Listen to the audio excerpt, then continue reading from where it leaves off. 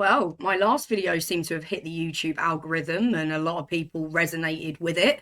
And if you haven't seen it, that video will be linked down below. But it was basically talking about how I feel that I've started to become more of a loner in my later life. And over 500 of you also felt the same. So I guess we could call this part two.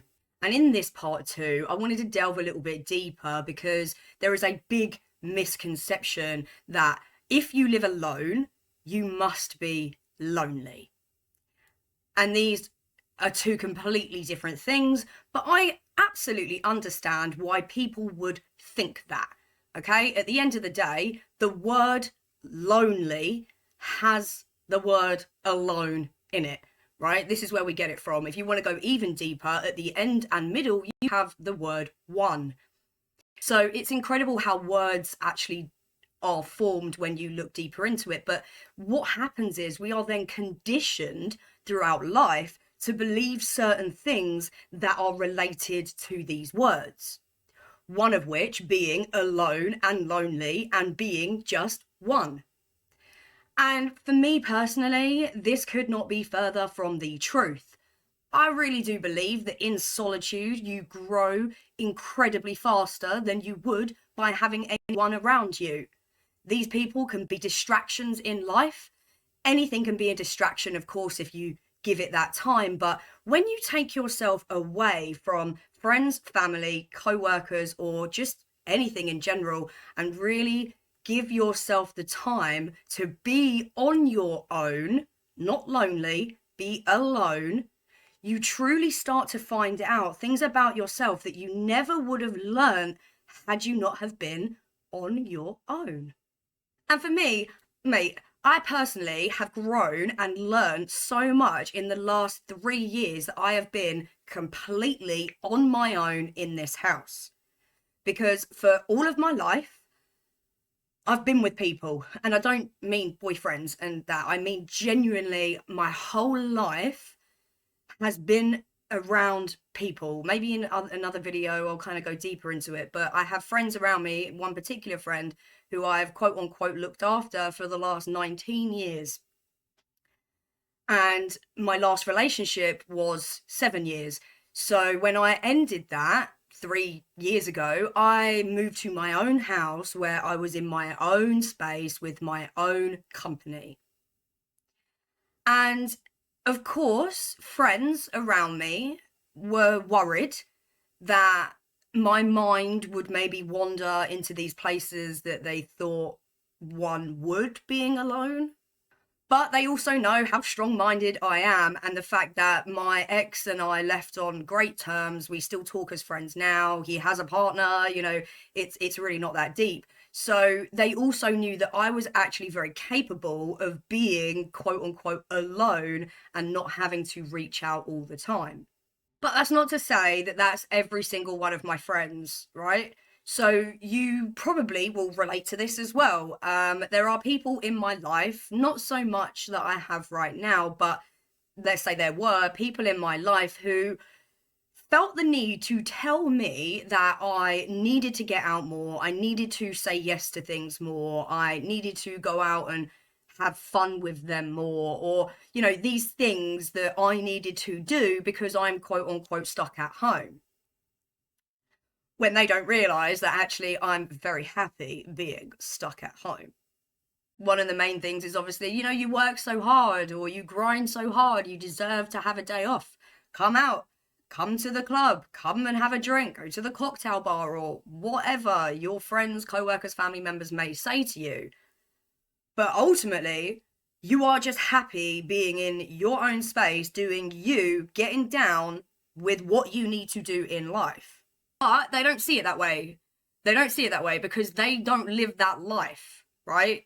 They have partners or they have kids or they have friends that they see all the time, and it's not the norm to them for somebody to enjoy being alone that much. Does that make sense?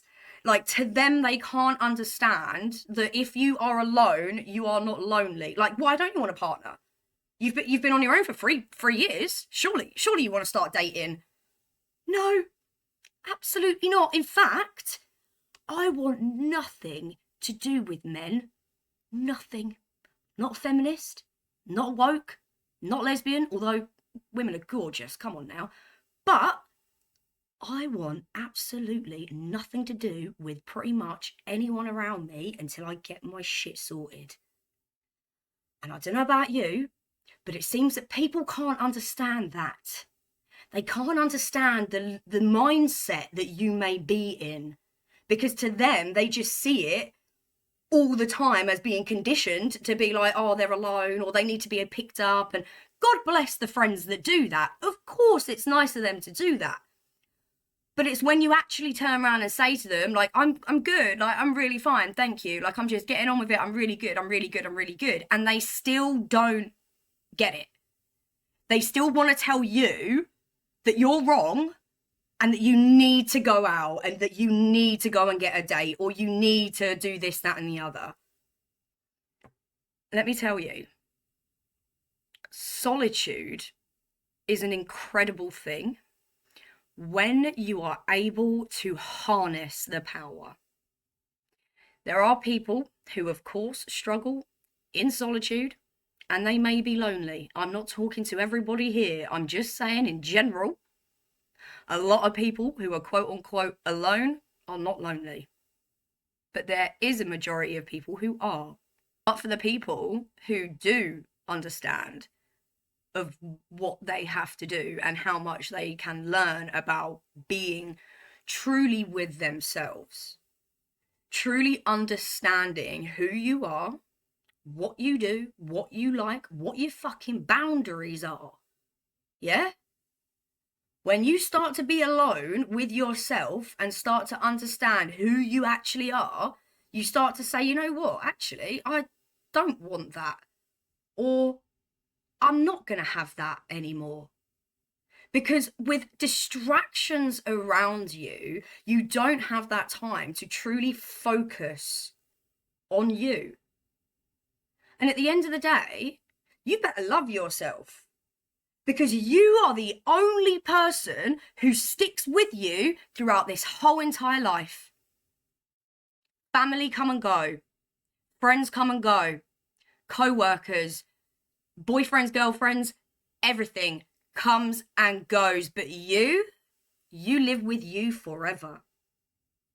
So you better damn well start to understand that we are trying to learn about ourselves so that we can grow and have one of the, hopefully, less stressful lives, because we don't have these distractions of people telling us X, Y, and Z.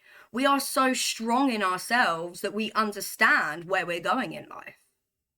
And to me, that is success, right?